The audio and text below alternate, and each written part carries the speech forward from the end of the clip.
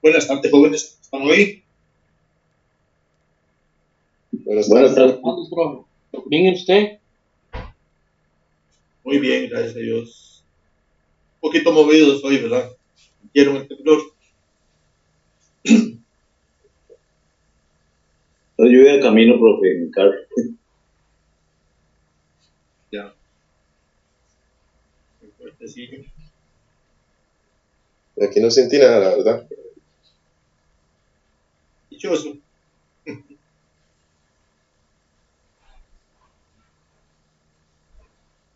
Pero vamos a iniciar la clase de hoy continuando con el tema que teníamos la semana pasada, que era de motores eléctricos.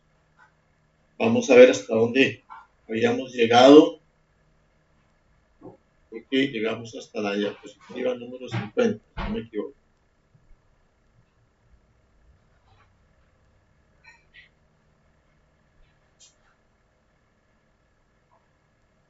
Hasta acá estábamos viendo la placa, ¿verdad?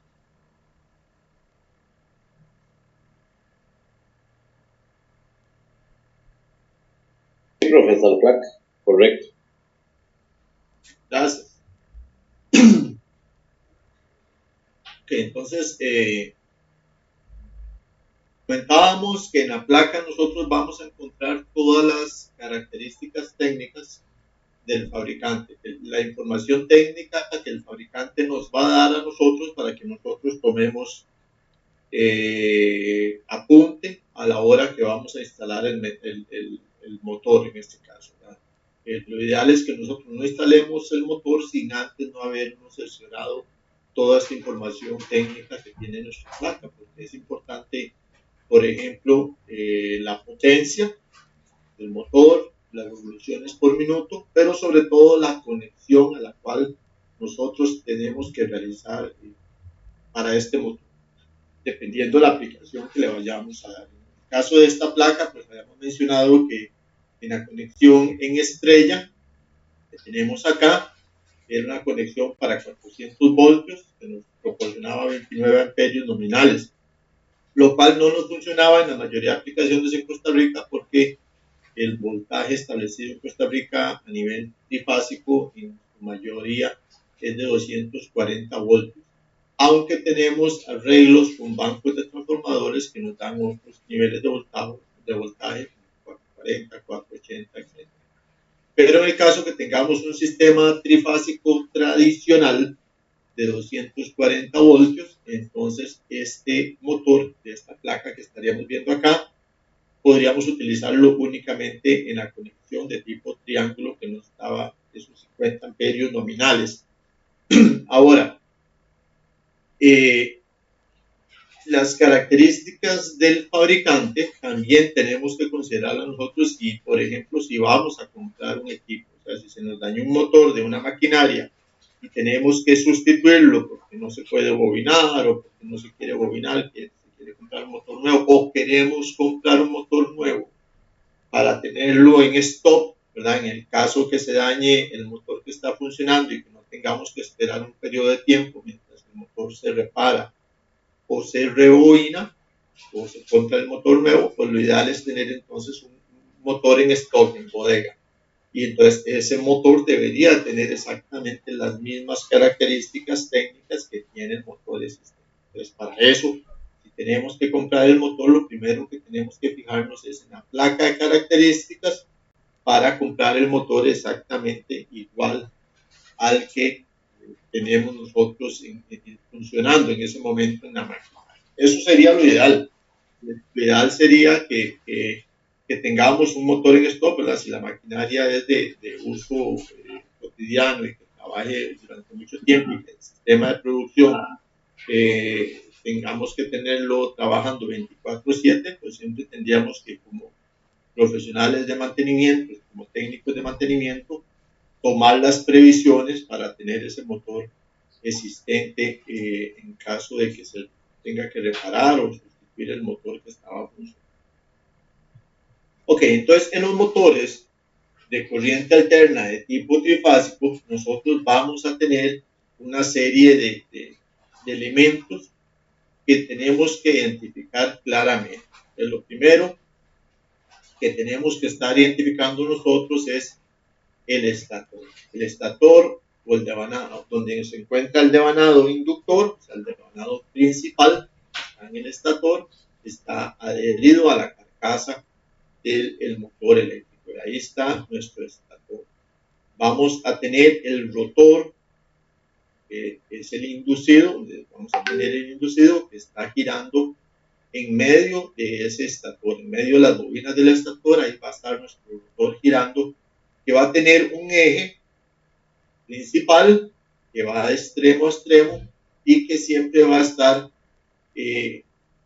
sujetado o suspendido en cojinetes o en roles, en tipo de roles para que se alinee bien y no peguen las paredes del estator. Vamos a tener un ventilador que está en la parte posterior del motor, que se encarga de llevar el aire, tomar el aire de afuera, llevarlo dentro del motor para enfriar el motor y luego salga por el otro extremo. Eso es lo tradicional, el aire entre por un lado y salga por el otro extremo una vez que ha enfriado el motor.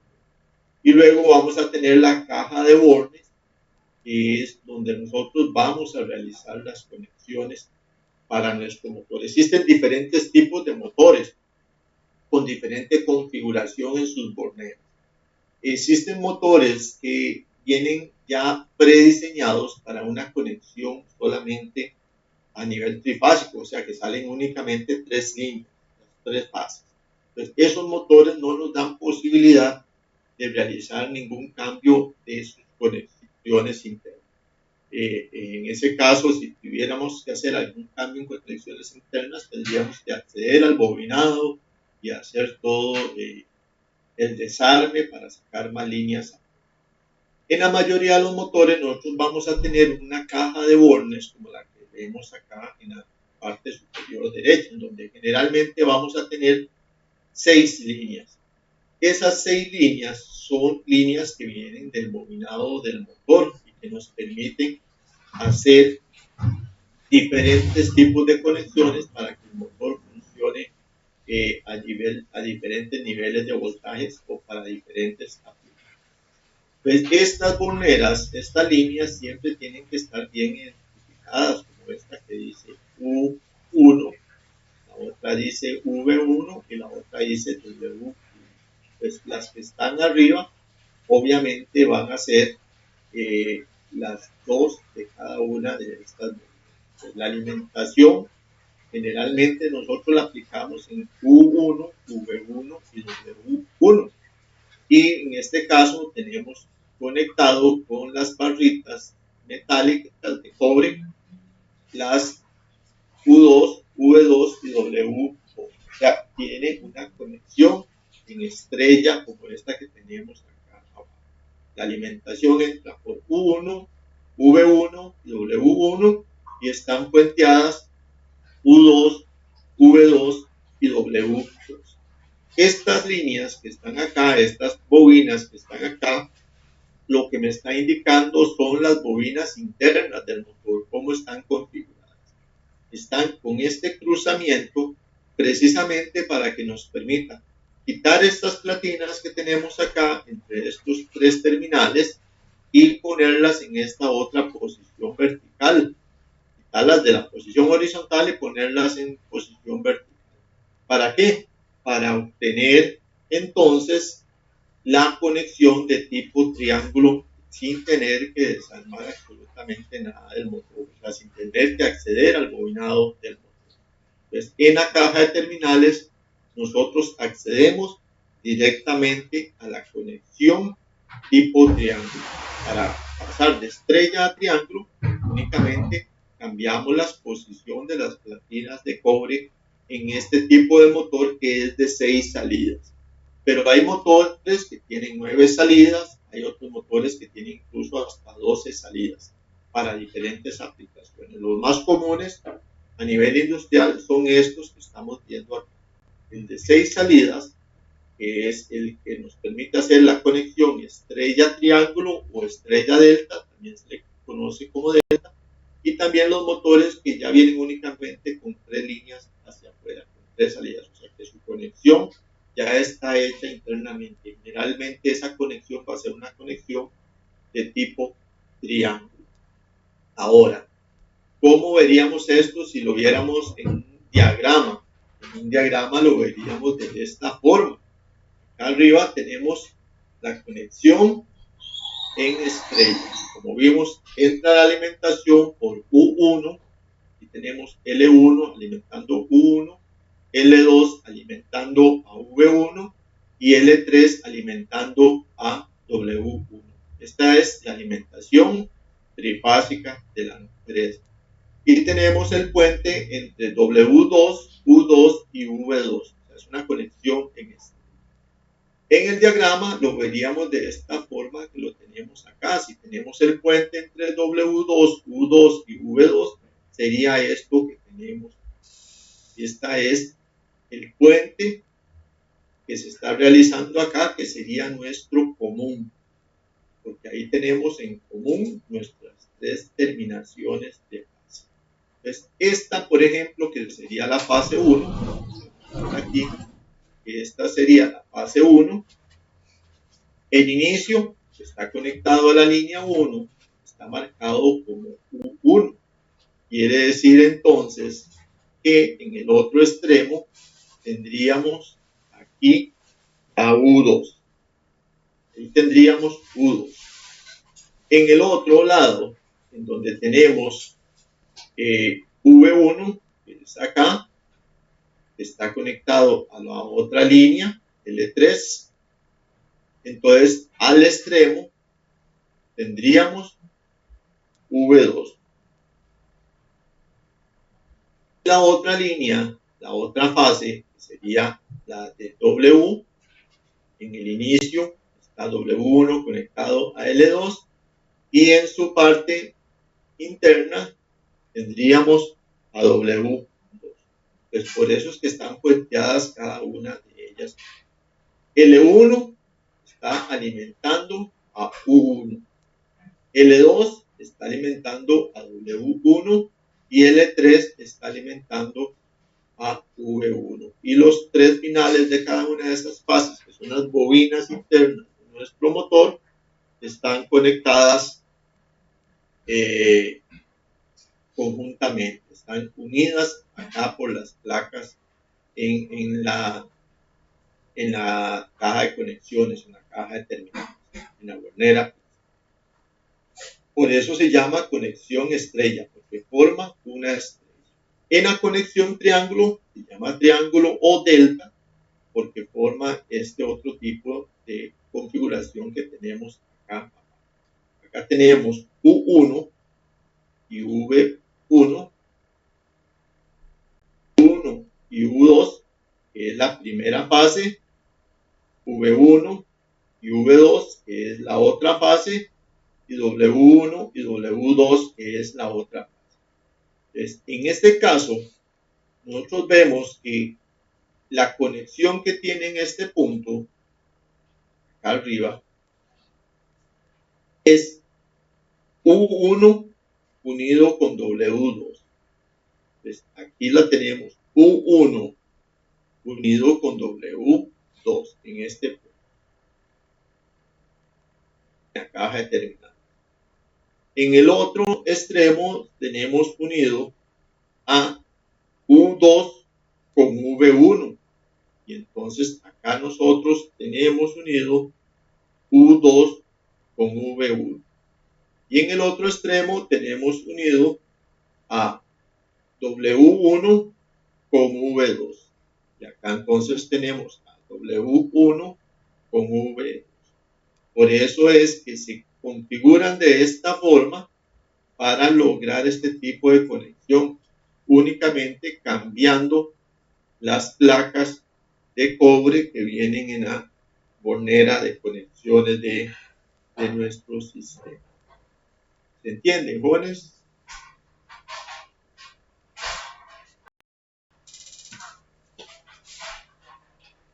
¿Se entiende, profe? Gracias. Ok. ¿Para qué utilizamos nosotros la conexión estrella-delta? Bueno, la utilizamos, como vimos, para utilizar voltajes diferentes en nuestro sistema. Por ejemplo, en esta que teníamos acá, la alimentación para estrella es de 380 voltios y la alimentación para la parte del triángulo es de 208 voltios. Entonces, dependiendo de la alimentación, así nosotros utilizamos la conexión. En esta conexión estrella que tenemos aquí, tenemos voltajes de 240 y de 120 voltios. O sea, tenemos voltaje de 240 entre cualquiera de sus fases. Y entre cualquiera de sus fases y su punto común tendríamos los 120 voltios. O sea, es el voltaje tradicional que utilizamos en Costa Rica, 240 voltios.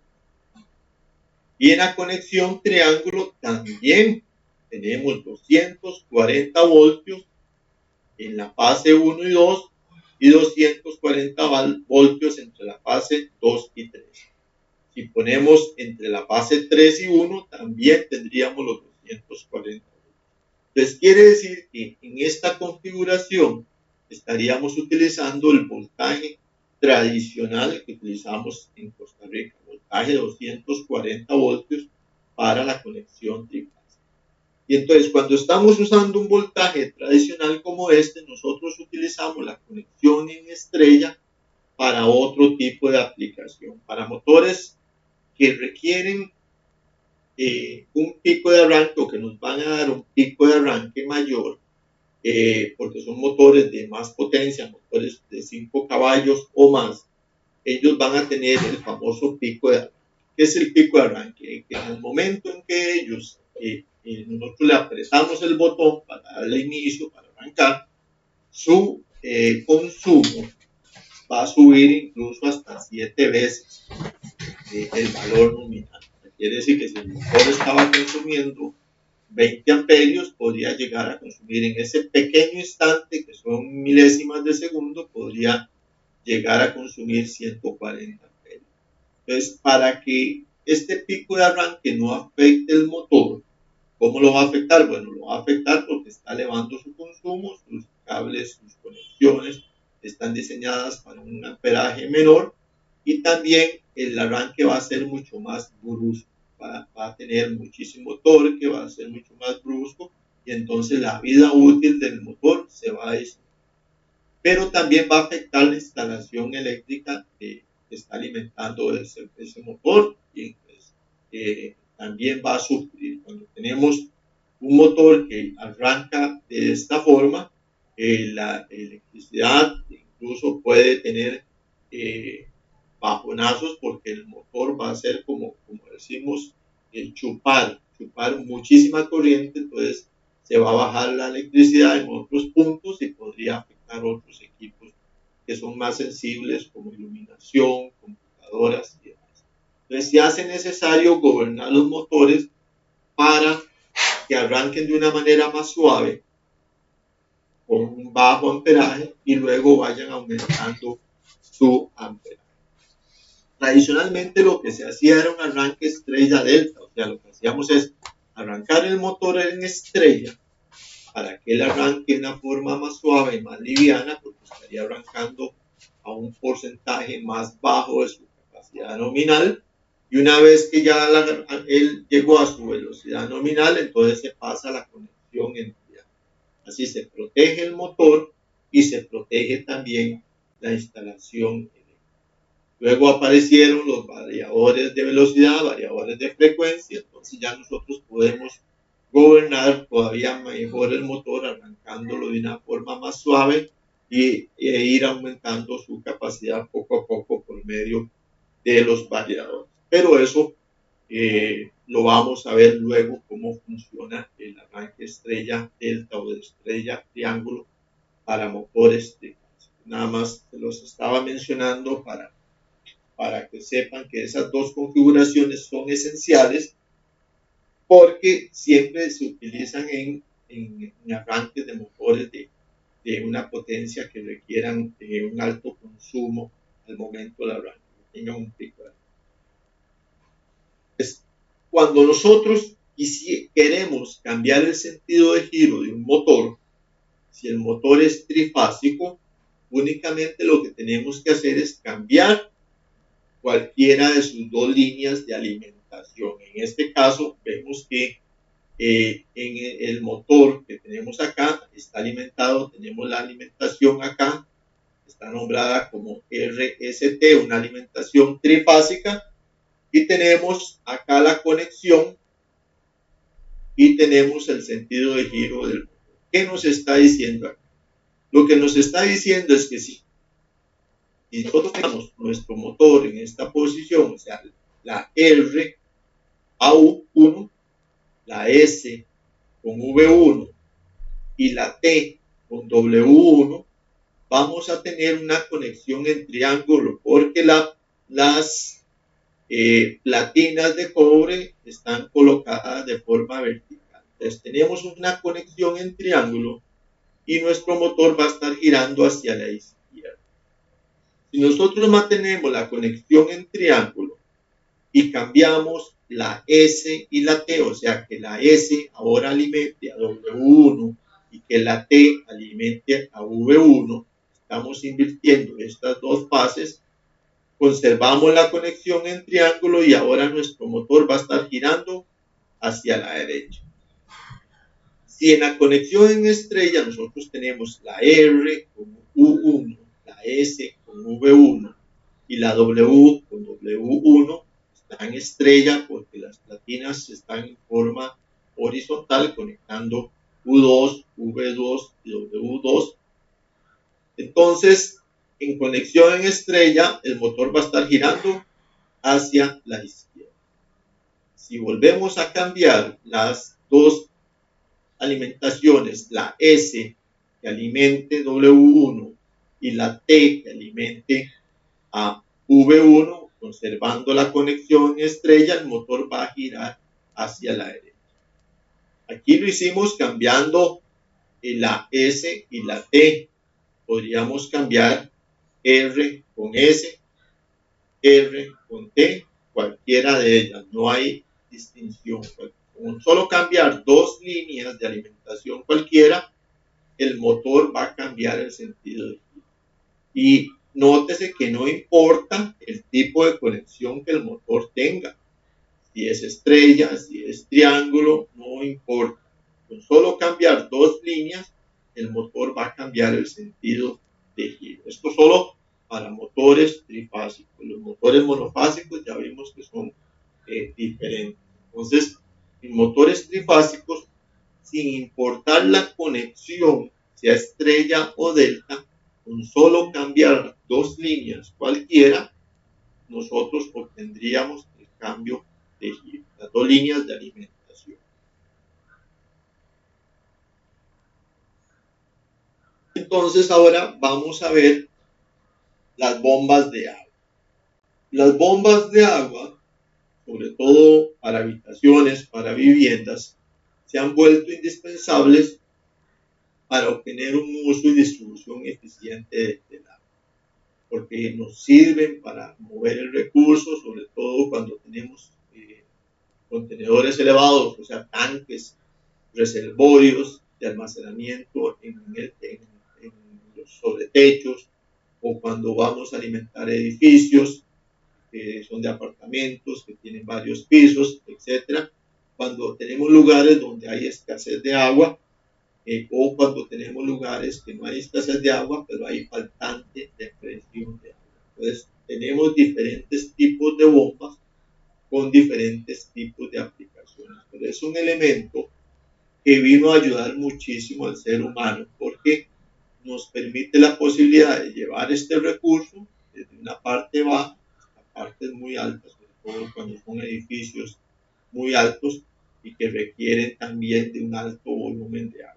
Entonces, la bomba de agua se ha vuelto un elemento indispensable. Y al final, ¿qué es una bomba de agua? Pues una bomba de agua es un motor, es un pequeño motor, que generalmente son monofásicos, porque son motores de baja potencia, con motores monofásicos que tienen otra parte adherida a su cuerpo, que es donde se encuentra la propela. O sea, en su eje, y ahora vamos a tener encapsulado una propela que va a tomar el agua de un punto y la va a impulsar, darle un impulso para llevarla hasta otro punto más elevado. O sea, va a aumentar su presión, le va a dar mayor presión para que ella se desplace hasta cierta distancia o hasta cierta altura, dependiendo de la aplicación que le queramos dar.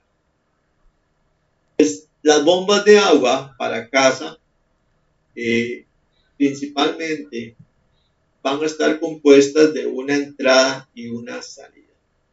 En la entrada, que es la de acá, que es donde está la succión, que es donde ella va a succionar el agua, va a pasar por la propela, que la va a impulsar y la va a llevar por el conducto de expulsión del fluido a cierta distancia, a cierta altura, a cierta velocidad, a cierta presión, a cierto volumen. Pues es un motor, en realidad es un motor que tiene otra parte que es de propulsión. Y como tal,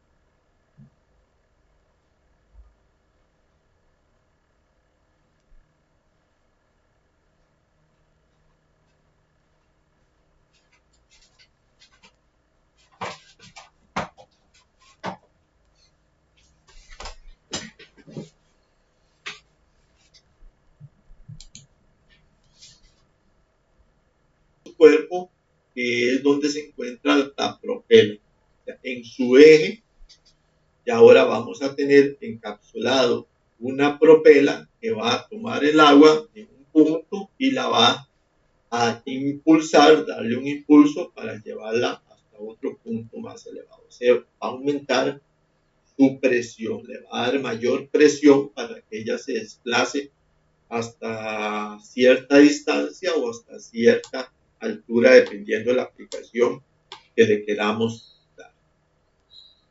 Pues, las bombas de agua para casa principalmente van a estar compuestas de una entrada y una salida. En la entrada, que es la de acá, que es donde está la succión, que es donde ella va a succionar el agua, va a pasar por la propela, que la va a impulsar y la va a llevar por el conducto de expulsión del fluido a cierta distancia, a cierta altura, a cierta velocidad, a cierta presión y con cierto volumen. Pues, es un motor, en realidad es un motor que tiene adicionado otra parte que es de propulsión. Y como tal,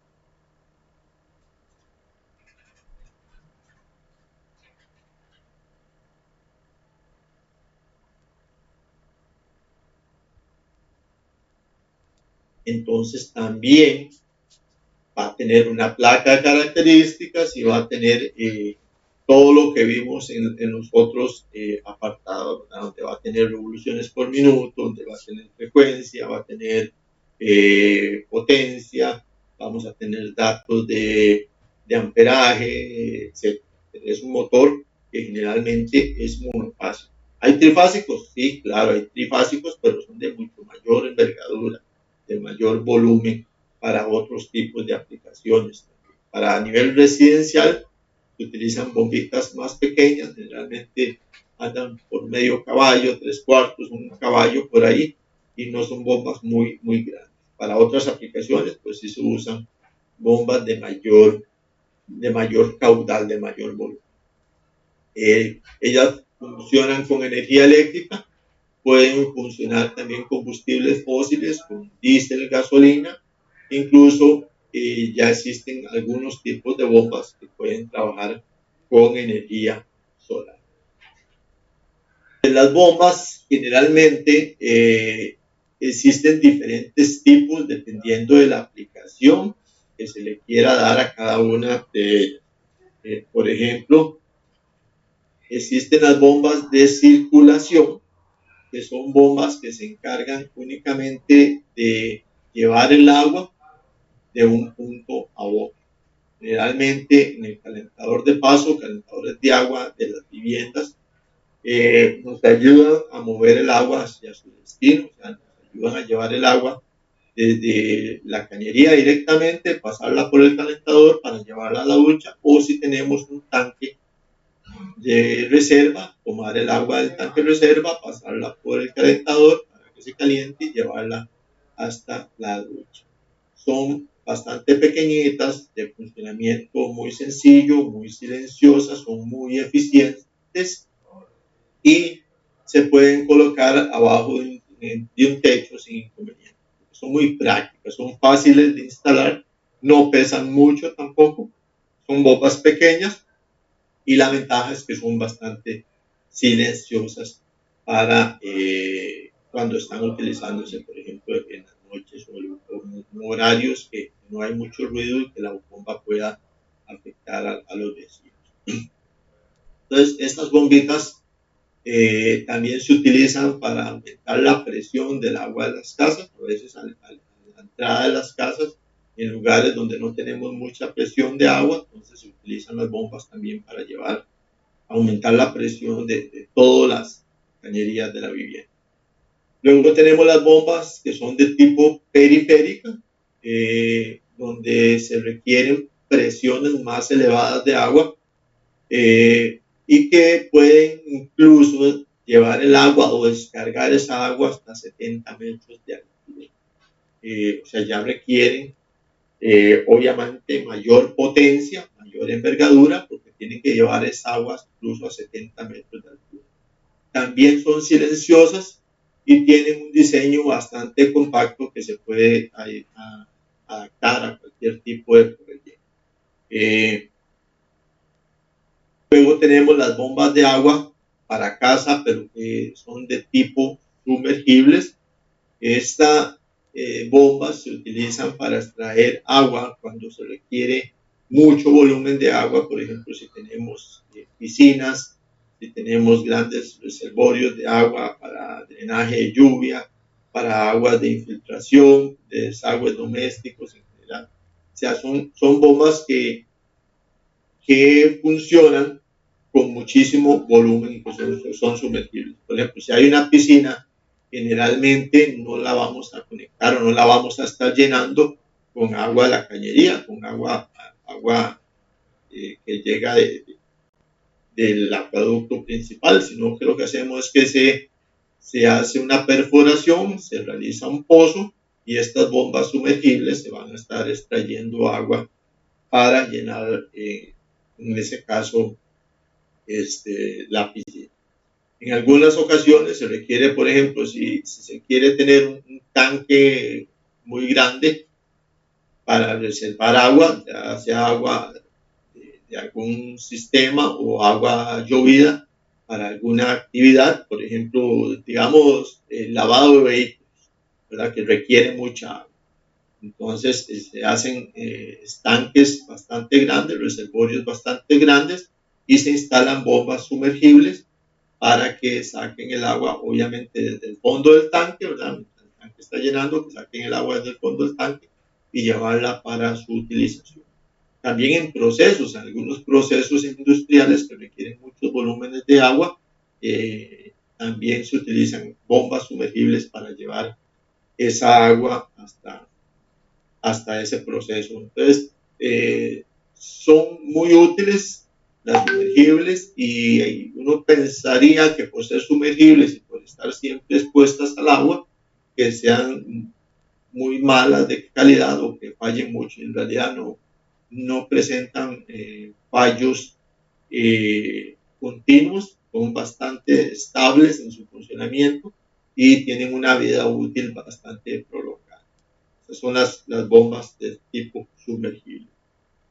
Y cuando tenemos una bomba, pero tenemos otro sistema adicional que se llaman sistemas hidroneumáticos, esto es una alternativa en la cual nosotros vamos a contar con una bomba, que esta bomba, como vemos en la imagen, va a estar montada sobre un cuerpo, sobre un cilindro, que va a tener una conexión con ella y va a tener una aplicación diferente. Entonces, generalmente se utilizan mucho en viviendas, en casas. Nos ayuda a mantener la presión del agua. Ya vimos que la bomba podemos utilizarla para mantener una presión constante del agua, ¿verdad? Y también algo muy importante es que cuando tenemos un sistema hidroneumático como este que tenemos acá, nos permite que el funcionamiento del sistema de bombeo sea diferente.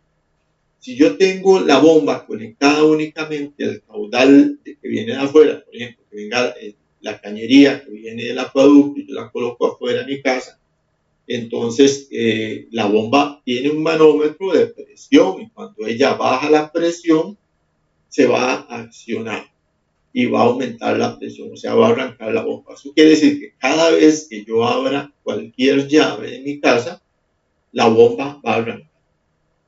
Cada momento que se abra la llave y que se pierda esa presión, la bomba va a arrancar. Con el tanque hidroneumático, la bomba arrancó. Vamos a tener la misma conexión, tomándolo desde la calle, ¿verdad? Y que distribuya toda la vivienda. Entonces la bomba arranca y empieza a llenar el tanque hidroneumático, el reservorio. Él va a llenar prácticamente la mitad de agua y la otra mitad va a ser de aire, porque obviamente al estar ingresando agua por un extremo, se va acumulando el agua y va haciendo un sistema que va a tener una parte de agua y una parte de aire. Cuando llegó a la posición o a la presión designada, ella va a parar, va a dejar de funcionar. Si están todas las cañerías, todas las llaves de mis tuberías cerradas, ella se va a mantener apagada porque no ha perdido presión. Si yo abro cualquier llave, la bomba no va a arrancar inmediatamente, porque ella tiene presión de aire. Entonces ella va a empezar a mandar el agua por la cañería y la bomba no va a arrancar hasta que ya pierda mucha presión. Entonces ya va a arrancar la bomba para volver a recuperar tanto en agua como en aire.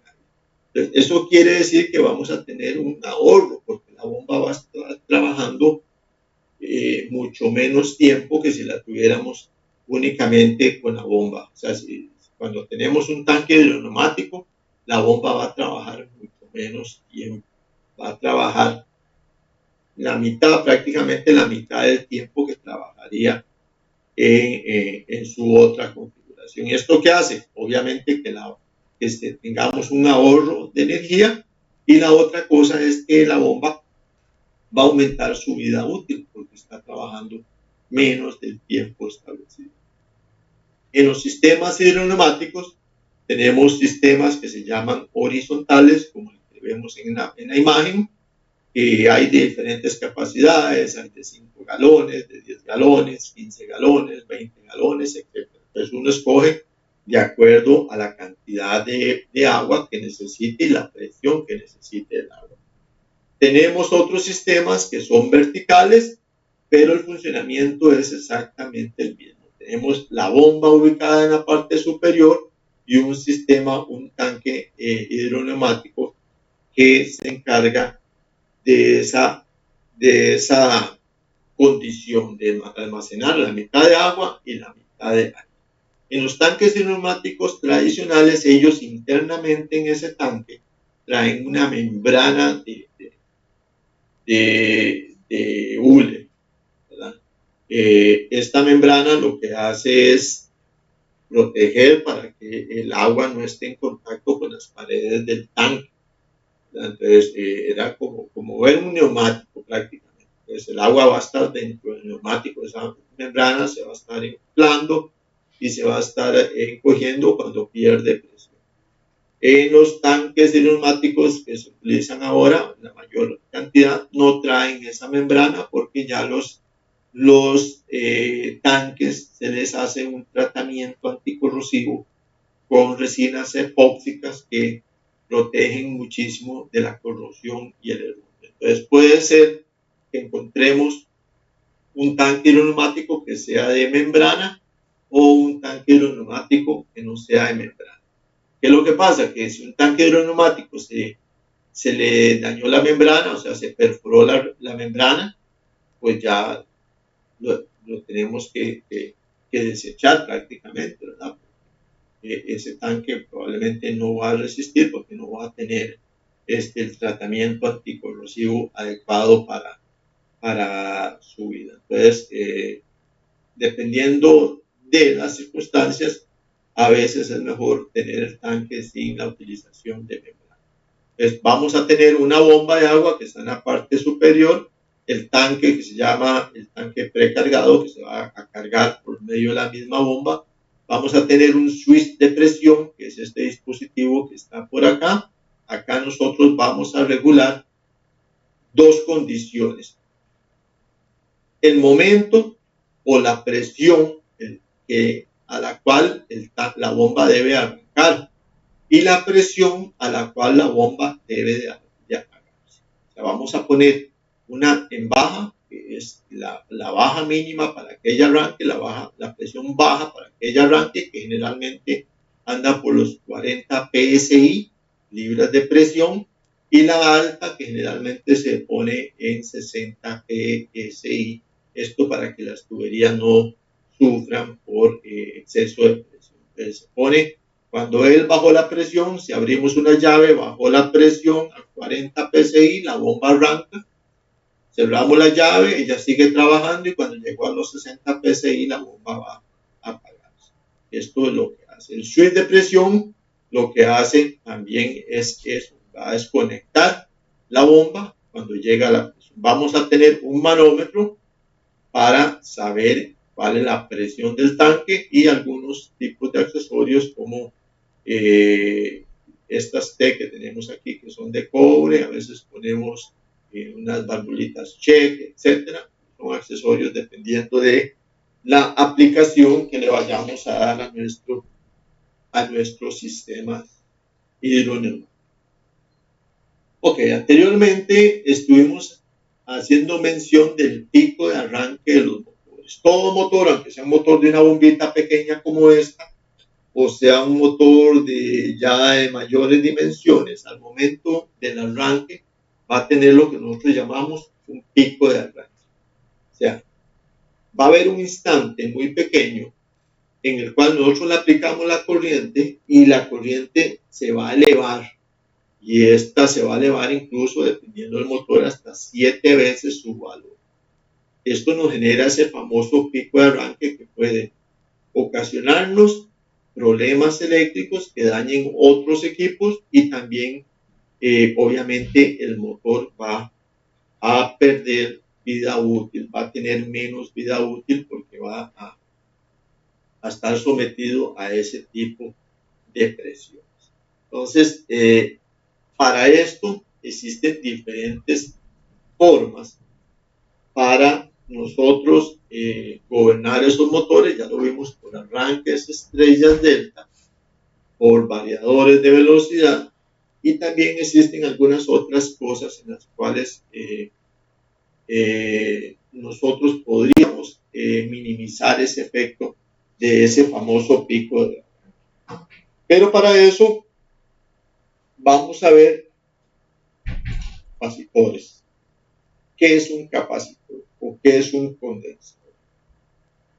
Que lo tenemos presente en motores generalmente de tipo monofásico, porque ya vimos que el motor monofásico necesita de un capacitor para arrancar, o sea, para vencer ese par motor inicial y arrancar, o necesita también de un bobinado auxiliar, un bobinado arranque también para vencer ese par motor y tener ese impulso de arranque.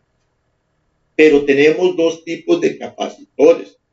Tenemos un capacitor que nosotros lo llamamos capacitor de trabajo, o en inglés room, o capacitor principal. Y tenemos otro capacitor que lo llamamos capacitor de arranque. O sea, que él va a estar trabajando únicamente en el momento del arranque y luego tiene que desconectar. Y esta desconexión lo va a hacer el interruptor centrífugo. Ya habíamos dicho también que motores trifásicos no requieren esos dispositivos, no requieren un bobinado de arranque, no requieren un interruptor centrífugo, porque por la configuración de las ondas electromagnéticas que se van a generar al tener tres fases, automáticamente él va a arrancar, va a vencer ese par motor y va a arrancar. Entonces, en los motores trifásicos, nosotros no tendríamos necesidad de tener un bobinado de arranque ni tener un interruptor centrífugo. Pero en algunas ocasiones sí utilizamos capacitores en motores de tipo trifásico para alguna condición específica. Pero lo que tenemos que saber es, primero, es que un capacitor, sea el tipo que sea y de la aplicación que le vayamos a dar, o un condensador, porque también los llamamos condensadores, y que los utilizamos también muchísimo en electrónica, para circuitos electrónicos, que ese capacitor, sin importar su tamaño, sin importar de su condición, de en qué lo vamos a utilizar, viene a ser un dispositivo que almacena energía. O sea, que va a tener una pequeña reserva de energía acumulada. En algunos casos, puede ser que en alguna material didáctico ustedes encuentren el término capacitor, condensador o incluso acumulador, porque él acumula energía. ¿Para qué acumula esa energía? Para proporcionarla en un momento específico. En este caso es en el momento del arranque, para enviar mayor cantidad de energía y que ese motor tenga mayor fuerza a la hora de arrancar. Por eso es que se utiliza en conjunto con el bobinado de arranque para generar ese impulso inicial al motor que nosotros vamos a trabajar. Entonces, el capacitor de marcha, capacitor principal, el de trabajo, el room, siempre va a estar conectado al circuito del compresor. ¿Para qué? Para ayudarlo a mantener una velocidad constante. Entonces, esta es otra diferencia. El capacitor de marcha o el principal siempre va a estar energizado, siempre va a estar conectado. Mientras que el capacitor de arranque va a estar conectado únicamente al momento del arranque. Y este capacitor de arranque no debe permanecer conectado por más de 3 segundos en el circuito. O sea, son espacios muy pequeños, tiempos muy pequeños en que este capacitor va a actuar y va a enviar ese impulso para que el motor arranque. Estas son las dos diferencias principales para capacitores de este tipo. El capacitor de arranque generalmente es un capacitor que es de tipo de color negro y el capacitor de marcha generalmente es plateado, como el que vemos. Un capacitor diferente, y vamos a ver luego las diferentes capacidades que tiene cada uno de ellos. Existen capacitores que tienen un relé. Entonces, el relé es un dispositivo que lo que hace es que tiene dos contactos, funciona como un interruptor. Él tiene dos contactos que se van a encargar de conectar y desconectar ese capacitor de arranque. ¿A dónde vemos estos dispositivos? Porque no tenemos, habíamos dicho que el capacitor lo desconectaba el bobinado de arranque, que lo desconectaba el interruptor centrífugo y que va junto con el bobinado de arranque. Pero en este caso, el capacitor no va a estar desconectado por un interruptor centrífugo, sino que va a estar desconectado por un relé, que cuando le llega una señal al relé, va a abrir un contacto y va a desconectar el capacitor. Esto generalmente lo vemos en los refrigeradores. ¿Por qué? Porque los motores de los refrigeradores son sellados, no tienen interruptor centrífugo. Entonces, al ser sellados, ellos van a estar necesitando un dispositivo exterior para que desconecte ese capacitor. Existen capacitores que su desconexión se realiza por medio de un relé. ¿Cuáles son las principales características del capacitor de marcha? Capacitor principal, el de trabajo. Permanece conectado todo el tiempo. Siempre va a estar conectado. Esta es una de sus características principales. En inglés es conocido como RUM o capacitor de trabajo, capacitor principal. Su capacitancia son menos de 80 microfaradios. No son de gran capacidad. 80 microfaradios o menos. En este caso, el que vemos en la imagen es de 30 microfaradios. Entonces, está dentro de ese rango. Cuando tenemos capacitores de menos de 80, automáticamente debería ser un capacitor de trabajo o de marcha.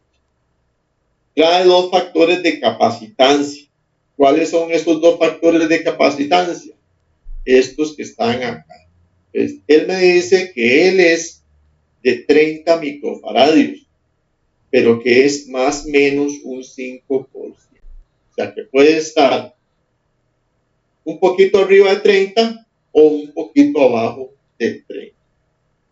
Eso es lo que me dice cuando me dice que tiene dos factores de capacitancia. Y que por lo general son de color blanco o gris claro o color como tipo metálico. Muchos, dependiendo del dispositivo, son de tipo metálico. En muchos motores pequeñitos que vimos incluso en imágenes anteriores, vimos que es como blanco o como un grisito. Si vemos otros dispositivos, pues vamos a ver que él es de tipo, por ejemplo, en los microondas, viene plateado, porque su función es diferente, es un capacitor diferente, pero es un capacitor de marcha, o sea que siempre va a estar conectado. El capacitor de arranque es de color negro, generalmente es un capacitor de color negro, nos dice que es seco o electrolítico, o sea, no trae ningún componente químico internamente, que no puede permanecer por más de 30 segundos en el circuito, o sea, él se conecta y debe de desconectarse, ya sea por el interruptor centrífugo o por cualquier otro dispositivo. Que tiene un relé que lo desconecte, por ejemplo, en el caso de las refrigeradoras, que ya lo vimos, que en inglés es conocido como STAR, arranque STAR, y que tiene factores de capacitancia que van entre los 180 y 350 microfaradios. Por ejemplo, aquí vemos que este está entre 189 y 227 microfaradios. Son valores más grandes que los del otro elemento que vimos nosotros, que era el de trabajo. Y en otros elementos, como los motores que ya habíamos visto, como en estos, vemos que el condensador de arranque es como un colorcito gris que se encuentra ahí ubicado en la parte afuera. Generalmente los capacitores van ubicados afuera de la carcasa de nuestros motores, de nuestras bombas o de cualquier otro elemento. ¿Alguna duda? ¿Un comentario? Claro, profe. Profe, una consulta. ¿Cómo sé qué tipo de capacitor ocupa qué tipo de motor? ¿Qué capacitor ocupa el motor? Sí, que hay diferentes tipos de motores, diferentes caballajes, me imagino. Entonces, me imagino que habrá unos para este tipo, uno de 30 faradios, microfaradios para este, el otro 50, no sé, algo así. Sí, correcto. El fabricante es el que nos va a decir. De hecho, cuando compramos un motor o cuando llegamos a un motor, ya el capacitor tiene que estar de acuerdo a lo que el fabricante nos está indicando. Entonces, por ejemplo, si vos desarmas una lavadora, ¿verdad? Vas a ver que en la parte de atrás tiene uno o dos capacitores. Generalmente tiene dos capacitores. Es una lavadora, digamos, de las más antiguas, que era de doble tanque, entonces va a tener un capacitor para la parte de lavado y un capacitor para la parte de secado. Entonces ya esos capacitores están diseñados por el fabricante, entonces probablemente digan que es de 30 microfaradios, ¿verdad? Cada capacitor de esos. Entonces el fabricante nos dice, para este motor que yo fabriqué, este es el capacitor adecuado. Ahora, si no tiene placa características, o si el capacitor ya se dañó, lo pintaron, se perdió su información, pues hay una tableta que creo que por acá está en la presentación, que ahorita lo vamos a ver, sí, por acá está en la presentación, ahorita lo vamos a ver, que nos da como una guía. No es que sea ley de la República, ¿verdad? Pero que sí nos da una guía de cómo nosotros podríamos calcular el capacitor más o menos adecuado dependiendo de la potencia del motor. Pero ahorita lo vamos a ver. Ok, profe, gracias. Un gusto. Ok, como el capacitor lo que hace es almacenar energía, el dato más importante que nosotros tenemos que considerar es, por ejemplo, bueno, ya vimos que su capacidad en microfaradios, pero también la tensión, o sea, el voltaje al cual lo vamos a conectar. Porque el capacitor tiene, vamos a volvernos un momentito a esta otra imagen. Si ustedes lo ven acá, él nos va a decir, por ejemplo aquí, que se debe conectar entre 110 a 125 voltios y que su frecuencia es de 50 a 60 Hz. O sea que este capacitor yo no lo podría conectar a 240 voltios, porque el voltaje máximo establecido es de 125 voltios. Yo lo podría conectar a 120, sí, porque está dentro de ese rango. Me dice incluso que su microfaradios es entre 189 a 227. Eso es lo que me va a estar proporcionando. Quiere decir que si se me dañó este capacitor y me consigo un capacitor que es de 200 microfaradios, perfectamente me funciona. Y luego me dice también, por ejemplo, aquí la temperatura. Me dice que a menos 40 grados centígrados y a más 85 grados centígrados son las condiciones de funcionamiento. O sea, unas temperaturas bastante fáciles de obtener. Entonces, voltaje tenemos que considerarlo. Si lo vamos a conectar a 120 o 240, si yo voy a tener un capacitor que requiere 240 voltios y compré uno de 120, se me va a dañar porque no está diseñado para eso. También la capacidad de almacenamiento se expresa en faradios o microfaradios en la mayoría de los casos. Entonces, siempre tenemos que ver ese dato de microfaradios para saber cuál es el valor que yo puedo utilizar. Porque a veces puede ser, bueno, volvemos al caso de la lavadora. Yo saco el motor de la lavadora, por ejemplo, yo conecto la lavadora y escucho que ronca. Eso indica que no está arrancando, o sea, que está pegado al momento del arranque. Entonces, no es que el motor esté dañado, sino que el capacitor, o sea, casi siempre, generalmente, cuando la lavadora ronca hacia el momento del arranque y no arranca, es que el capacitor está dañado. Entonces, yo voy y veo que mi capacitor es de 30 microfaradios, ¿verdad?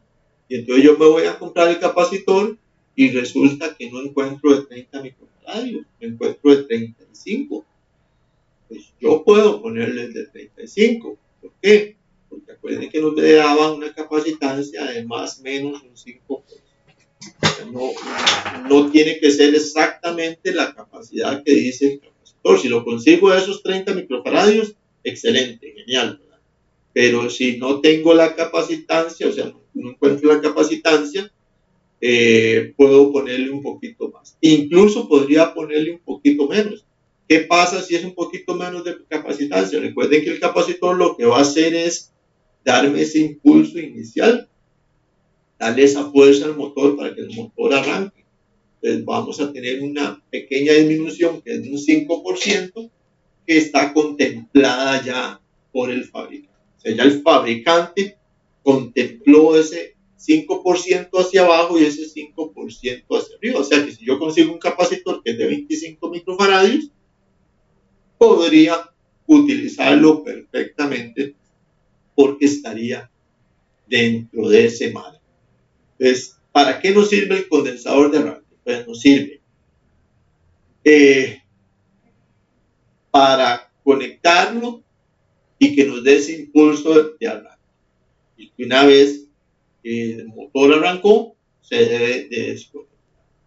Nos va a proporcionar entonces esa fuerza, ese impulso, ese par de arranque, o sea, para que el motor pueda vencer ese par de arranque y pueda arrancar sin ningún problema. Y bueno, ya habíamos dicho que en los motores trifásicos no es necesario, solo se utiliza en los motores monofásicos. Sin embargo, yo les dije que hay algunos arreglos específicos en motores trifásicos que los técnicos se las ingenian para obtener alguna aplicación. Por ejemplo, si queremos instalar un motor trifásico o una maquinaria que es trifásica y no tenemos corriente trifásica, entonces lo que se hace es poner lo que se llama un motor esclavo, o sea, obtener una segunda fase o esa tercera fase, obtenerla por medio de un motor trifásico.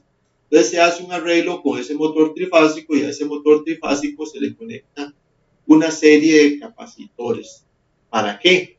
Para que esa tercera fase lograr por medio de capacitores permanentes, ¿verdad? O sea, que sean de trabajo, no de arranque, sino permanentes, porque siempre van a estar conectados, lograr que esa fase esté siempre presente y que pueda funcionar maquinaria que sea trifásica, pero que no tenemos corriente trifásica. Entonces, en algunos arreglos sí utilizamos capacitores para motores trifásicos, pero son casos muy, muy esporádicos. ¿Cuáles son los problemas en el arranque del motor monofásico? Estamos hablando del motor monofásico.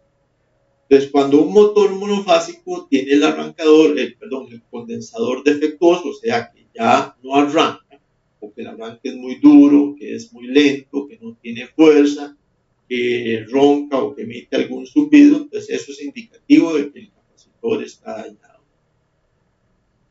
Otro es que posiblemente el motor que falla, su condensador de arranque, lo podremos arrancar con la mano. igual, o sea, la misma lavadora igual, o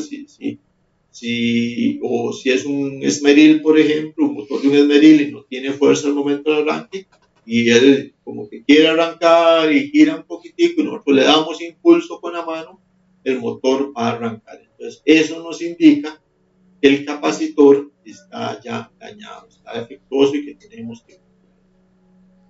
La otra es que si el motor gira en la dirección incorrecta, si el motor tiene que girar hacia la derecha y empieza a girar hacia la izquierda, eso indica que el capacitor también podría estar dañado, el capacitor de arranque. Ahora, ¿cómo comprobamos los capacitores? Con los capacitores tenemos que tener mucho cuidado, porque ya dijimos que ellos acumulan energía. Son elementos que acumulan energía para tenerla ahí presente en el momento que se requiere. Entonces pueden ser bastante peligrosos. Incluso después de que nosotros desconectemos la alimentación, él podría dejar esa energía acumulada. Entonces, cuando nosotros vayamos a manipular un condensador, un capacitor de cualquier tipo que sea, lo primero que tenemos que asegurarnos es descargar ese capacitor para que no tenga energía. Incluso hay casos en que hay, por ejemplo, casos comunes, televisores de los antiguos, no pantallas, sino televisores antiguos, que a veces lo dejaban, que se dañó no sé qué, que no se veía la imagen y dejaron el televisor por allá en un rincón y ahí estuvo meses, incluso años, y llegó alguien ahí a travesearlo un poquito y resultó que el capacitor todavía, a pesar de tanto tiempo, estaba con energía y se llevó su descarga. Pues, en todos los dispositivos que nosotros maniobremos, que veamos capacitores, sobre todo hornos microondas sumamente peligrosos. El capacitor de horno microondas envía más de 2000 voltios, una descarga de más de 2000 voltios. Entonces siempre lo descargamos. ¿Cómo lo descargamos? Haciendo un puente entre sus terminales. Entre estas terminales que están aquí arriba, aquí nosotros lo vamos a poner con un desarmador, obviamente que tenga un buen mango, que esté bien aislado. Nosotros puenteamos acá entre sus terminales y con eso va a lanzar una chispita y ya se va a descargar el capacitor. Eso es lo primero que tenemos que hacer siempre, descargar el capacitor. Y tenemos dispositivos como estos, que son instrumentos de comprobación para condensadores. En este caso, estos dispositivos son únicamente para condensadores, pero tenemos multímetros digitales que tienen otro montón de aplicaciones para medir resistencia, voltaje, frecuencia, temperatura, un montón de aplicaciones que también tienen para medir capacitor. Entonces, ¿qué tenemos que hacer? Buscar la escala para medir microfaradios, para medir capacitores, únicamente llevar las puntas, llevar sus terminales hasta el capacitor y medir a ver si está dentro de ese rango. Si el capacitor me dice que es de 30 microfaradios y me da 8 microfaradios, 10 microfaradios, pues obviamente ya ese capacitor perdió las condiciones y ya tengo que sustituir. Entonces también tenemos instrumentos de medición. Ojo que cuando tenemos instrumentos de medición también tenemos que descargar el capacitor para que él no vaya a dañar el instrumento de medición. Cuando vamos a cambiar el condensador de arranque o el condensador de cualquier dispositivo, o sea, si vamos a sustituir cualquier condensador, lo mejor es poner un condensador exactamente igual, lo que estábamos hablando. Pero si no lo conocemos, o sea, si no lo conseguimos, ya vimos que tenemos ese margen de más o menos 5% que podemos utilizar. Tenemos que obviamente asegurarnos que sea el voltaje adecuado, que ya lo habíamos dicho. Y que si ya se borraron las características del capacitor, por X o Y, que estaba sometido a condiciones, que estaba en un lugar muy sucio, que se rayó, que se dañó, que no vemos las características. Entonces, existen algunas reglas, algunas formas de identificar cuál es el condensador. Pues dice, al observar muchos motores monofásicos disponibles comercialmente en el mercado, se puede decir que generalmente se usan capacitores que van a ir entre los 25 a los 30 microfaradios por kilowatt de potencia. Entonces, esto es una regla general. Entonces, si yo tengo un motor que sea de medio caballo, entonces, ¿a qué equivalía un caballo? ¿Cuántos watts equivale un caballo? 746 watts, me parece. Correcto, 746 watts. Eso es un caballo.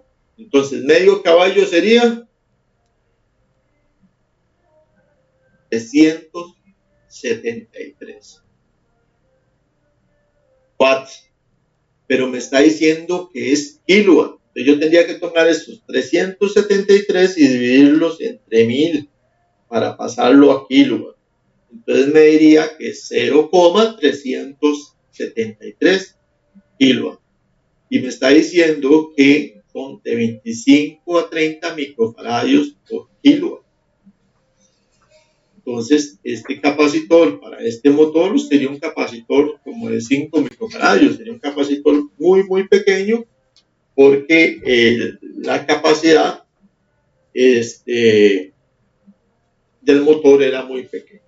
Pero sería una regla más o menos común para definir cuál sería el capacitor adecuado. Pero para no andar haciendo cálculos de este tipo, pues entonces nosotros tenemos la tabla de capacitores. Es una tabla guía, que era lo que me preguntaba el compañero hace un rato. Entonces aquí tenemos la tabla de capacitores electrolíticos para arranque en motores monofásicos que son de entre 110 voltios hasta 220 voltios. Podríamos considerarlo 240 voltios, que es lo que utilizamos. Entonces, ¿qué me dice? Que para motores de un octavo de caballo, la capacidad de microfaradios sería entre 60 a 70. Que para motores de un 16 de caballo, 70, 90. Que para motores de un quinto de caballo, entre 100 a 120. Y que para motores de un cuarto de caballo, hasta 120, 140.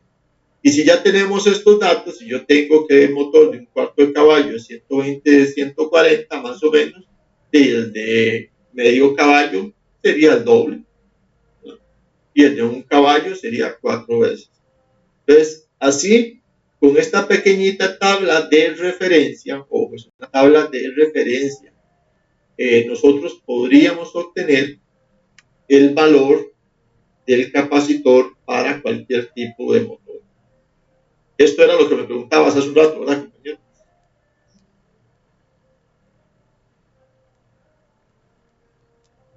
Sí, señor. Ok, ahí tiene la tablita. Con esa tabla más el dato anterior, lo puedes tener como referencia para el caso de capacitores que no tengamos el dato. Ok.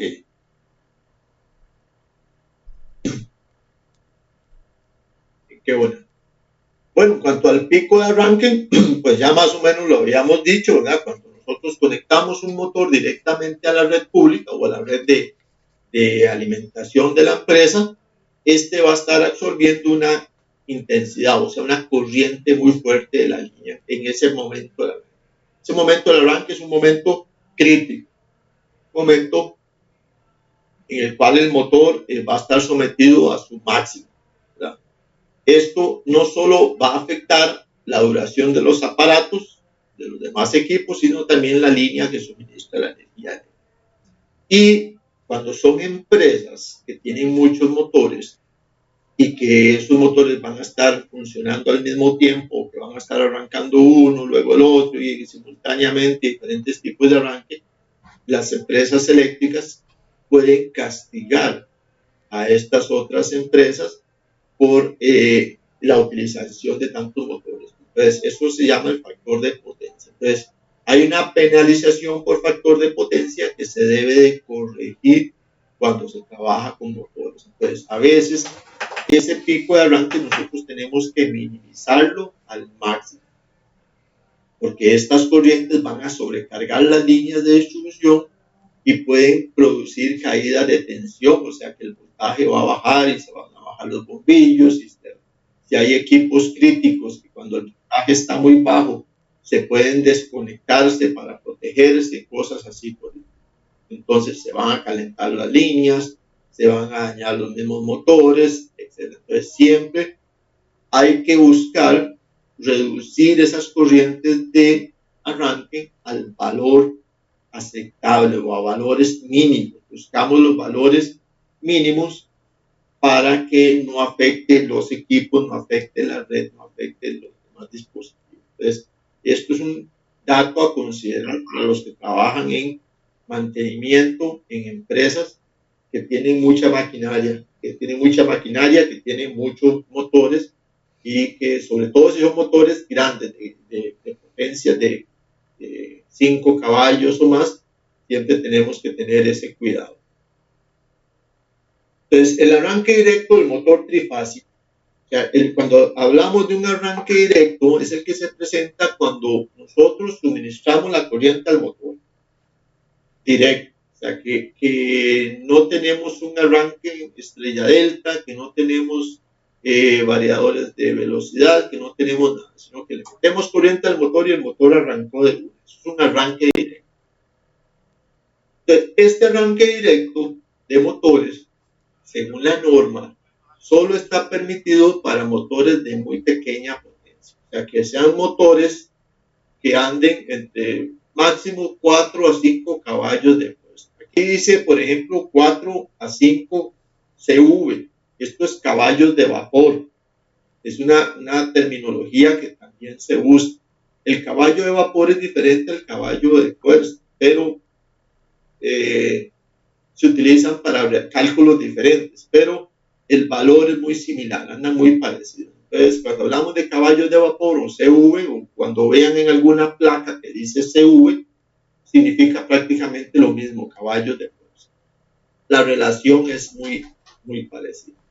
Y entonces nos dice que cuya relación I de arranque, o sea, la corriente de arranque, dividido entre la corriente nominal, sea igual o inferior a 4.5. Entonces, está normado también, o sea, motores de menos de 5 caballos sí está permitido arrancarlos directamente. Pero si yo en una empresa tengo muchos motores de 5 caballos y tengo la posibilidad de hacer el arranque estrella delta, pues yo lo haría estrella delta para minimizar también ese pico de arranque, aunque la norma me lo permite.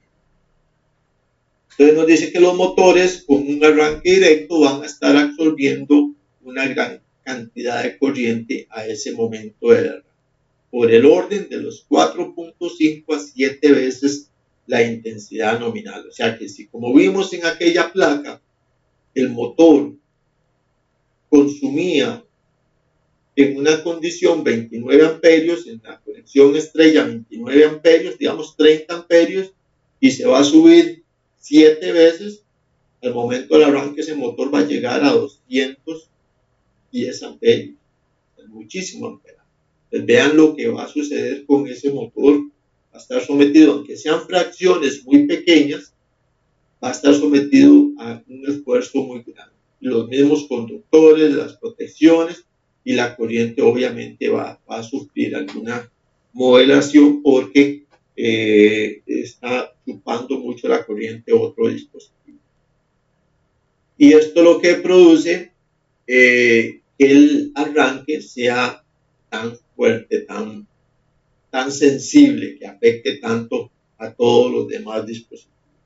¿Qué es un motor arranque directo? Pues un motor en arranque directo es como el que vemos acá, En este caso tenemos un motor, tenemos una protección térmica, el contactor y el magneto térmico. Entonces, tiene un arranque directo.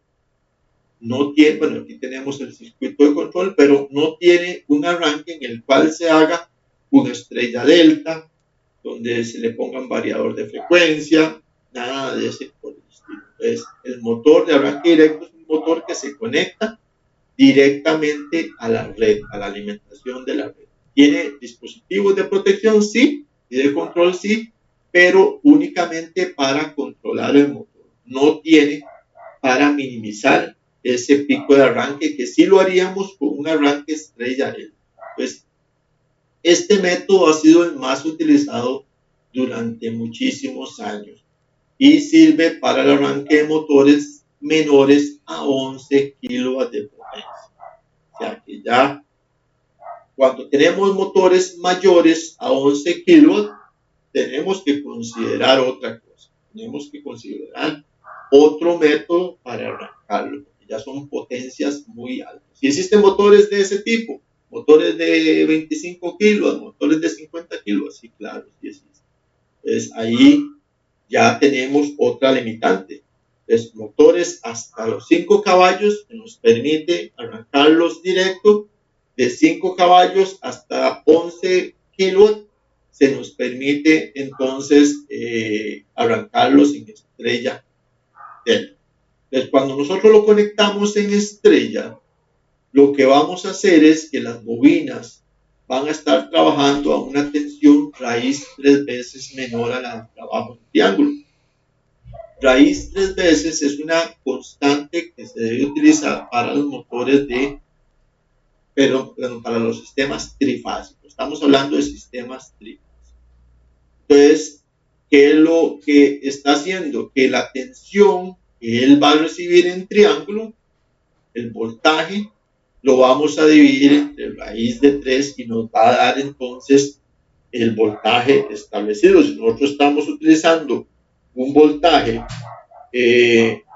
tradicional, ¿verdad? Digamos el voltaje de 240, entonces nosotros ese lo vamos a dividir entre raíz de 3 y al aplicarle un voltaje menor, pues obviamente el motor va a arrancar más suave, va a arrancar más liviano. Y así protegemos el motor, protegemos los demás equipos y ahorramos energía. Porque esto va a significar que la corriente por las bobinas del motor, cuando estén conectadas, va a ser 3 veces menos que la corriente en triángulo. Entonces, si en la conexión en triángulo de la placa que vimos anteriormente, en estrella me daba 29 amperios y en triángulo me daba 50 amperios, ¿verdad? Cuando yo conecté ese motor en estrella, voy a tenerlo 3 veces menos que la conexión en triángulo. Entonces, probablemente ande por los 17 amperios, más o menos. Entonces, estoy minimizando ese pico de arranque, ¿sí? Haciendo que el motor arranque más suave. ¿Qué es lo que pasa? Que ese motor, al trabajar con menos voltaje, con menos corriente, inicialmente, va a tener un poquito menos de torque al arranque, o sea, va a tener menos fuerza al arranque y probablemente un poquito menos de velocidad. Entonces, si la maquinaria no es una maquinaria que necesite mucha fuerza al arranque, que no, digamos, no vaya a mover muchos mecanismos que necesiten mucha fuerza, el arranque estrella delta sería el arranque ideal para ese motor. Cuando nosotros arrancamos el motor en estrella delta, generalmente vamos a buscar que entre 3, generalmente se usa que 3 segundos, 3, 4 segundos, se haga el paso de la estrella al triángulo. O sea, con la estrella arrancamos el motor suave y lo que buscamos es que llegue a cierta velocidad y luego pase a la condición triángulo. O sea, no vamos a buscar que ese motor se quede 5 minutos en estrella o 10 minutos en estrella y luego pasarlo a triángulo. Lo que hacemos un arranque y rápidamente que pase a la condición de triángulo ya con toda su potencia, porque ya ese pico de arranque ya se venció y ese pico de arranque son tiempos muy pequeñitos, tiempos de 1 segundo o quizás menos segundos. Entonces, no lo vamos a dejar mucho tiempo. Lo máximo que se permite 5 segundos, pero generalmente por regla siempre lo ponemos a 3 segundos para que pase de estrella a triángulo. Lo que buscamos es precisamente que alcance cierta cantidad de revoluciones y luego a partir de ahí ya pueda funcionar. Entonces, en un arranque estrella triángulo, por ejemplo, con esta imagen que tenemos acá, bueno, tenemos la red eléctrica, RST, tenemos el contactor y tenemos la protección térmica que está llegando al motor, y aquí tenemos los contactores K2 y K3, que cuando está con el K2, K1 y K2, lo que hace es conectarlo en triángulo, y cuando está con el K3 lo conecta en estrella. Aquí vemos la configuración. Eso lo vamos a ver al final del módulo número 4, ya cómo trabajamos con sistemas de este tipo. ¿Alguna duda? ¿Comentarios?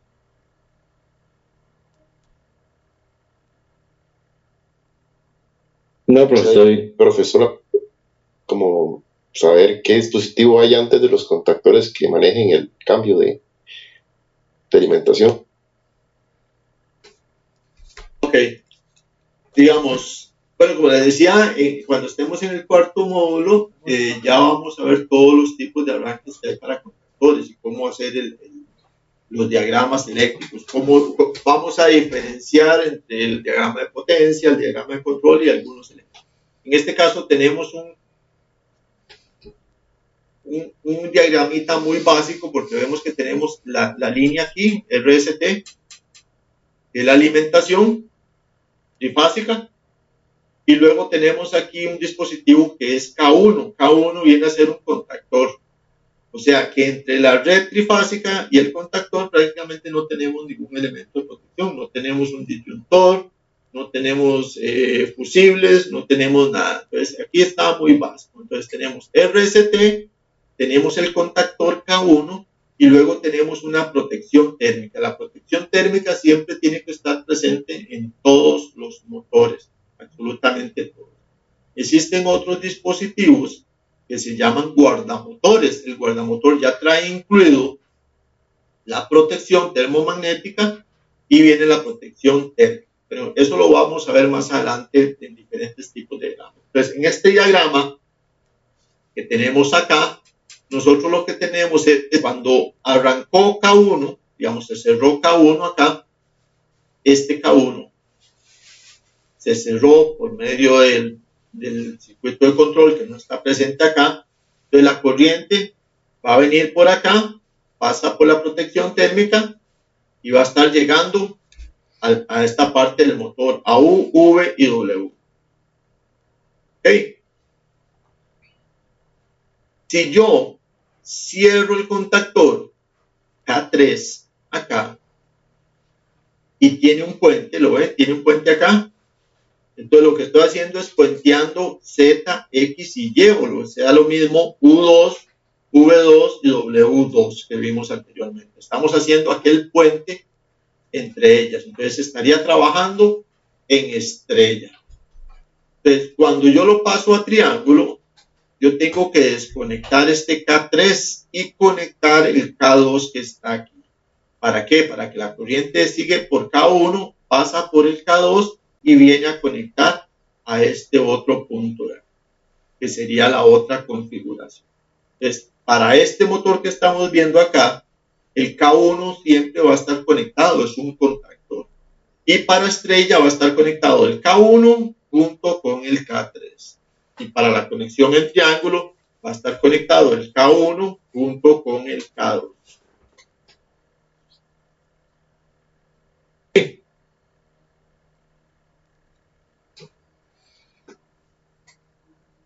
Vamos al receso, muchachos. Regresamos a las 8, por favor. Está bien, profe. Listo, bro. Ok, listo, profe. Gracias.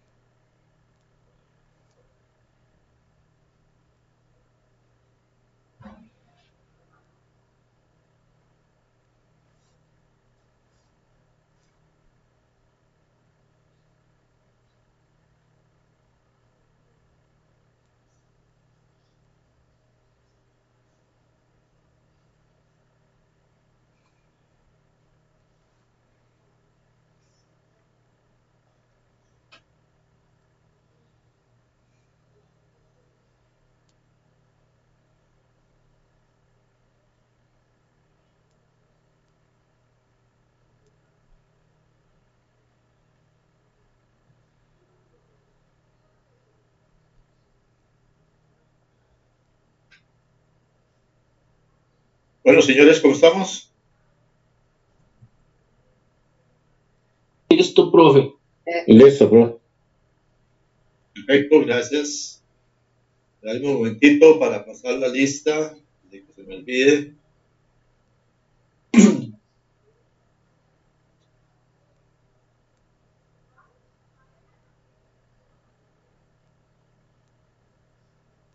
Estamos 24.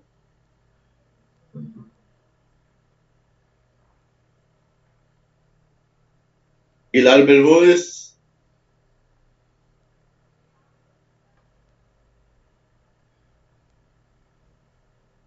Parado Corrales.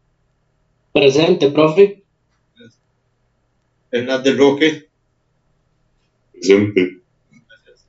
Mora Mora. Vidal Barca. Presente, profe. Picado Mora. Presente, profe. Ríos Macís.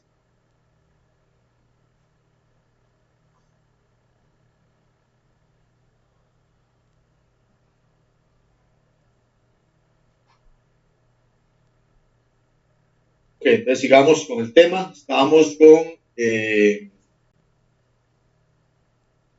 arranque estrella triángulo. Luego tenemos otro tipo de arranque que se utiliza para motores de tipo trifásico, que es el arranque por medio de resistencias estatóricas. Este consiste en reducir la tensión, o sea, el voltaje que producen las resistencias conectadas en serie con el estator.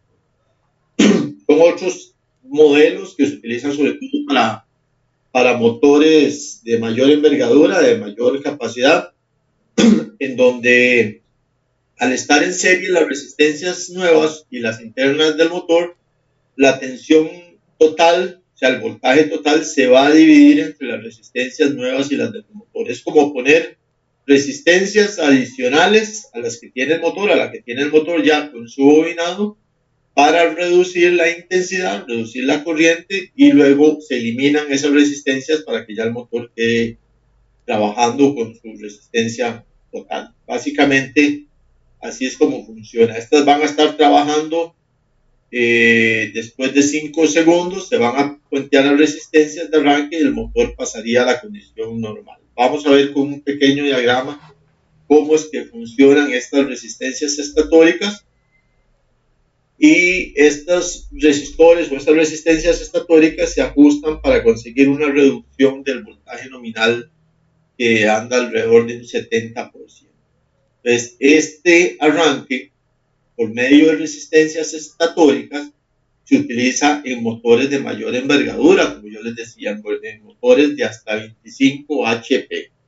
Entonces, ya vean que ya son motores muy grandes, ¿verdad? Que obviamente ese pico de arranque va a ser muy, muy alto, y se utiliza este sistema de resistencias estatóricas para reducir esa intensidad inicial, ese pico de arranque. Vamos a ver un pequeñito diagrama donde están las resistencias estatóricas. Sin embargo, primero tendremos que decir que este sistema tiene el inconveniente de que conseguimos disminuir la corriente en función lineal con la caída de tensión producida a la resistencia, pero que sin embargo el par de arranque, ese par inicial, o sea, la fuerza de ese motor, va a quedar disminuido al cuadrado de la caída de la tensión, o sea, se va a reducir mucho el par de arranque.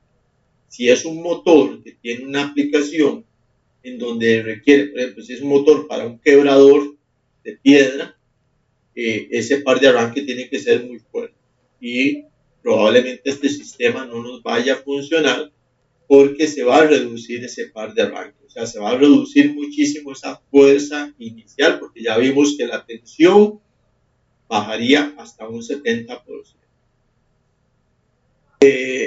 Entonces, la aplicación de este método estaría limitado a este tipo de motores en los que ese momento de arranque sea muy bajo, la resistencia sea muy baja. Puede ser motores que arranquen, como decimos nosotros, al vacío, sin ninguna carga, y luego de esto, que ya arranquen sin ninguna carga, pues se les vaya adicionando la carga ya cuando él va a estar en su estado nominal.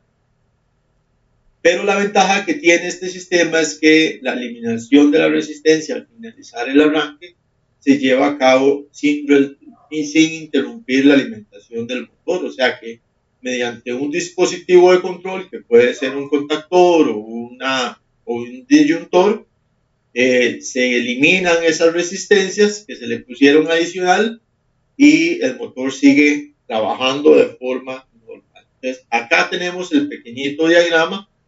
Entonces vemos que este es nuestro motor, el circulito es nuestro motor y adentro tenemos la resistencia, las bobinas. Esas bobinas nos están generando una resistencia. ¿Qué se hace? Se le adicionan a este elemento, se le adicionan 3 resistencias más, una resistencia por fase, por cada una de las fases. Entonces, cuando nosotros tenemos una resistencia y se la sumamos a otra resistencia estando en serie, recuerden los circuitos en serie, las resistencias se suman. Entonces estamos haciendo que el motor tenga mayor resistencia. Y al tener mayor resistencia, entonces la corriente va a ser menor, se baja la intensidad. Y por medio de este dispositivo de control, que en este caso es un contactor, se desconectan esas resistencias.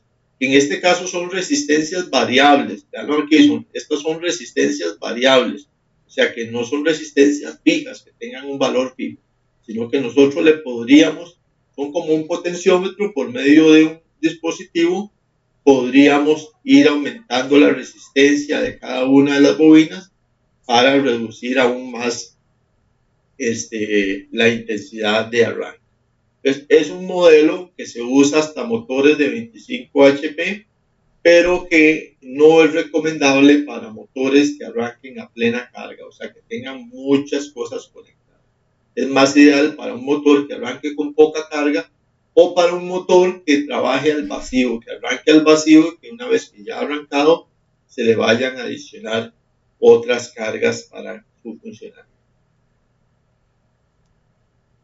Y aquí tenemos el arranque por resistencias estatóricas. Si lo viéramos en el diagrama sería exactamente eso mismo que vimos allá, es lo que tenemos acá. Acá tenemos nuestras resistencias para cada una de ellas. Entonces son resistencias adicionales que se le suman a las resistencias del motor. Y lo que hacen entonces es disminuir la corriente de arranque de nuestro circuito. Luego tenemos otro tipo de arranque que también se utiliza, que es el arranque por medio de un autotransformador. ¿En qué consiste? Bueno, esto consiste en conectar un autotransformador de tipo trifásico en la alimentación del motor. Ya sabemos que el motor viene alimentado de la fuente externa, de la compañía eléctrica, pero si nosotros tenemos un motor muy grande, de mucho caballaje, que consume mucho, y podemos poner un transformador antes de ese motor, que se conoce como un autotransformador, o sea, él va a recibir la corriente trifásica e igual va a mandar corriente trifásica al motor, pero la va a transformar internamente. Con esto reducimos la corriente, reducimos el voltaje y también el par de arranque va a quedar reducido en este caso en la misma proporción que la corriente. O sea que si bajamos la corriente un 20%, su par de arranque, o sea su fuerza de arranque, también se va a reducir en ese 20%. Esa es la consideración que tendríamos que tener a la hora de usar este sistema.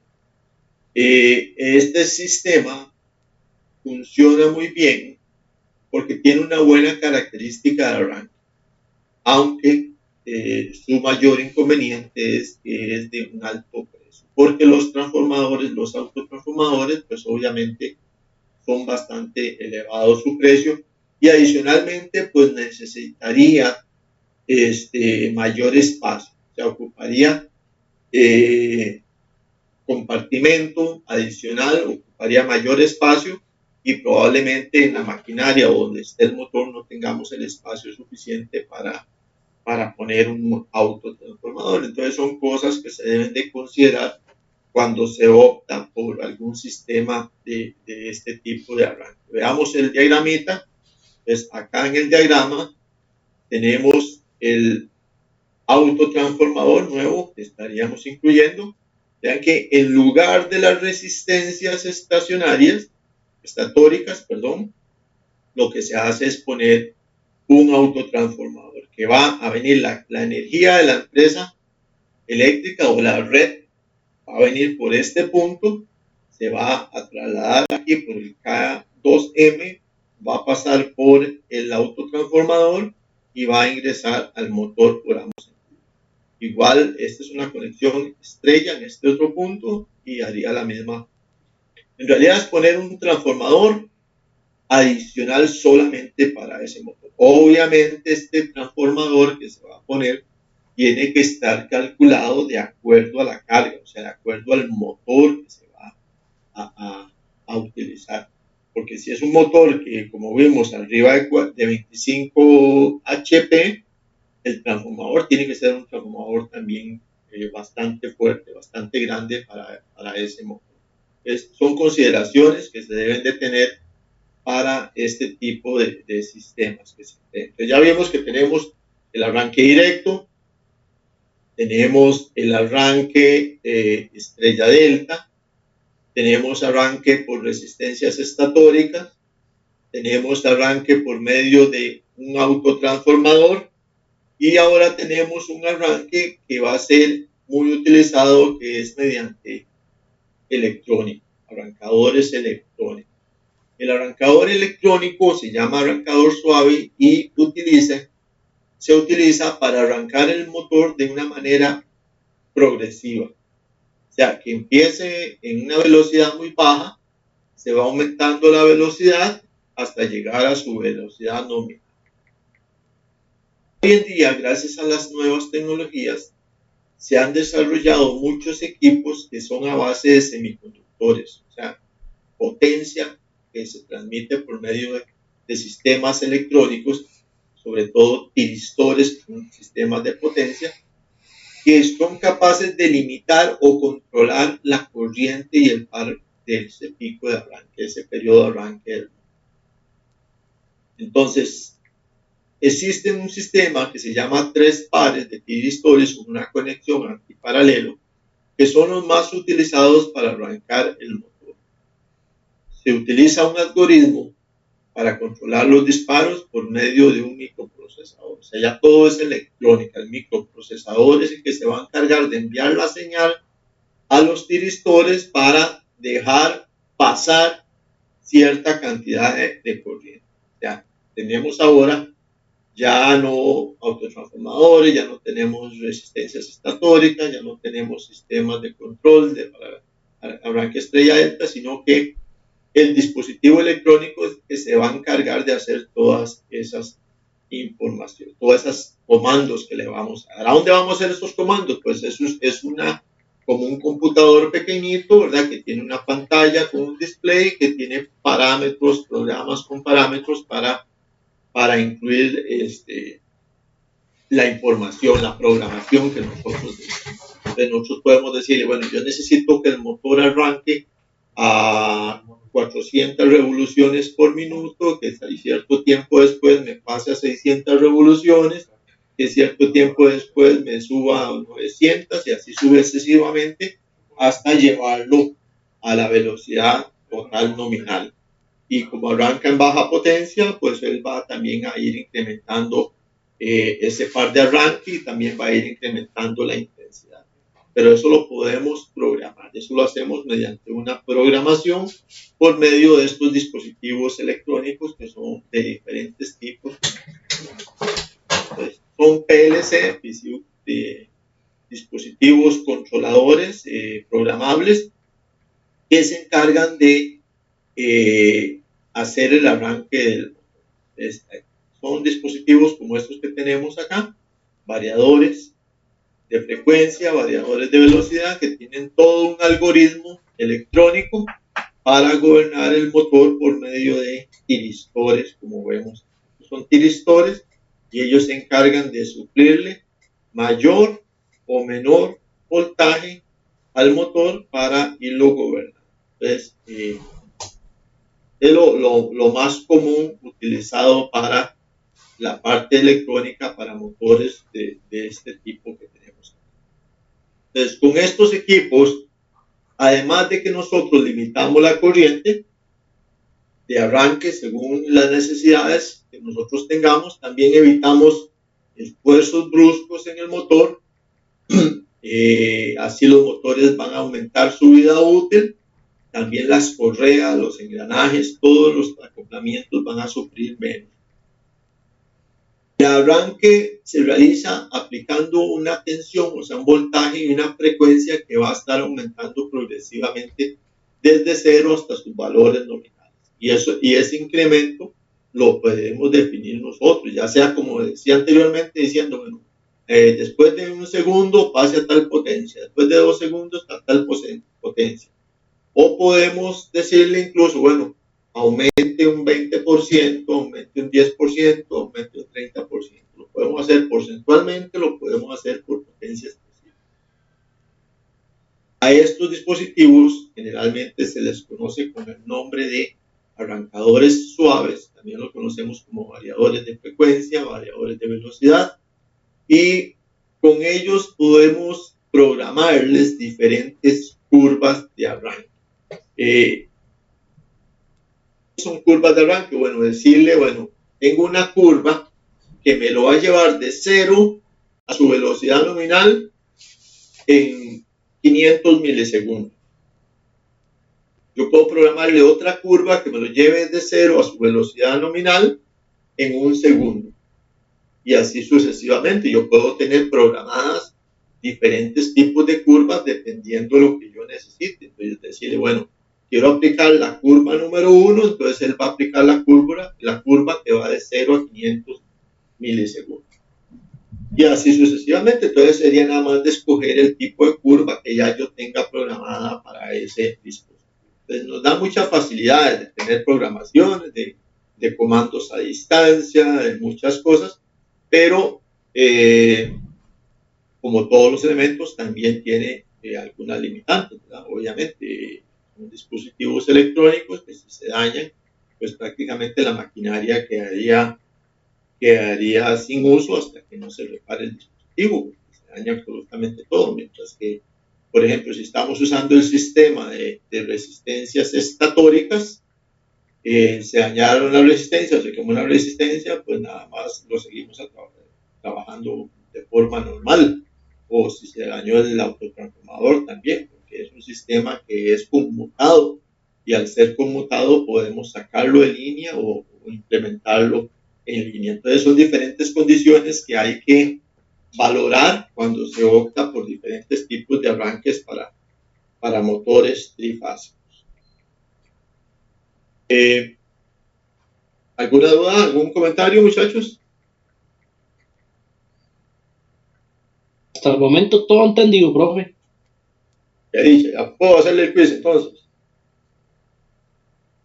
A ver cómo me va. Está bien, bueno, con esto terminamos el tema de motores eléctricos. Motores eléctricos. Entonces, para la próxima semana tendríamos el quiz de motores eléctricos. Solamente motores eléctricos para la próxima semana. Y prácticamente sería el quiz número 2 y sería el último quiz que estaríamos desarrollando de este módulo y de todos los módulos. O sea, ya sería el último quiz, ¿verdad? Porque ya estamos en el tercer módulo. Y aquí vamos a empezar a ver todo lo que es el dimensionamiento de una instalación eléctrica, a trabajar con un software para hacer planos eléctricos. Y en el cuarto módulo empezaríamos ya todo el tema de automatismo y control eléctrico, que tampoco tiene evaluación por medio del quiz. Entonces, la próxima semana tendríamos el quiz número 2, correspondiente a motores eléctricos. ¿Pura De duda? acuerdo, profe. Todo Ok. claro, profe. Ok, profe, está bien. Una consulta, yo eché de conectar a las 8 y 3, no sé si pasan la lista. Sí, ya pasé la lista. Es que no, yo creo que no me conecté a tiempo. Por ahí, Alejandro, Sí, señor. dame un segundito para revisar a Alejandro. Ya te ha puesto ausente, Alejandro. Ok, ya lo corregí. Ok, gracias, profe. ¿Tienen dudas, comentarios? No, profe. Pues lo dejamos por acá, muchachos. Nos vemos la próxima semana, si Dios lo permite. Que pasen muy bien, que Dios los bendiga. Hasta Buenas noches. luego, profe, igualmente. Luego, Gracias, profe. Hasta luego, compañeros, profe. Sí, profe, y buenas noches a todos. hasta luego. Buenas noches, profesor. Hasta luego.